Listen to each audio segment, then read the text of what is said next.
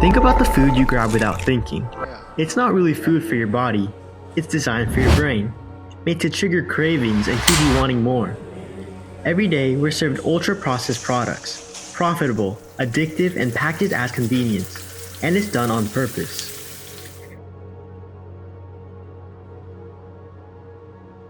Ultra-processed foods are foods that have been heavily altered from their original form.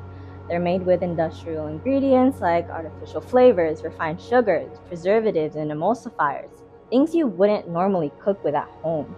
These foods are designed around something called the Bliss point, the exact balance of sugar, salt, and fat that makes food feel irresistible. When you hit that point, your brain releases dopamine, making the consumer want more. Add that to bright packaging, low cost, and instant access, UPF succeed because they're engineered to be chosen. This generation is eating more ultra-processed foods than any before. Teen health isn't just declining, it's trending in the wrong direction.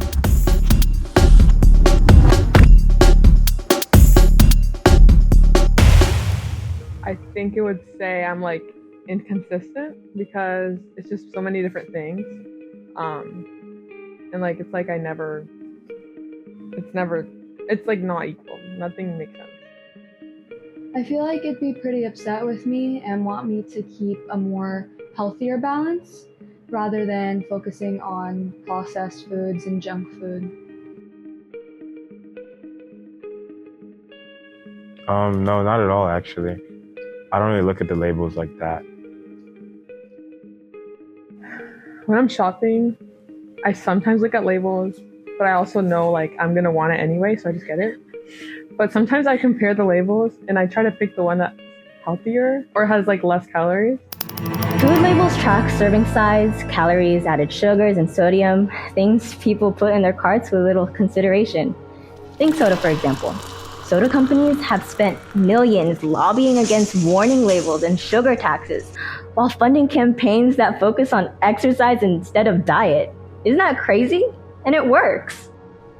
The effects of UPFs are subtle at first. Just a 10% increase in the proportion of UPFs in your diet is linked with a 12% higher risk of cardiovascular disease. And here's the catch.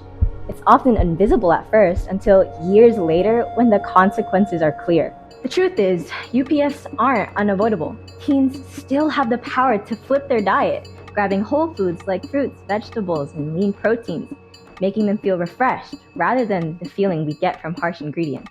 So, what will be your final bite?